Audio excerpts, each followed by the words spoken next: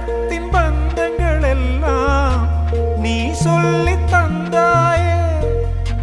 பிறப்புக்கும் இறப்புக்கும் இடையில் வழி நடத்தி சென்றாயே. உனக்கே ஓர் தொட்டில் கட்டி நானே தாயாய் மாறிட வேண்டும். ஆராரிராரோ நான் இங்கே பாட, தாயே நீ கண்ணுறங்கு என்னோட மடி சாய்ந்து.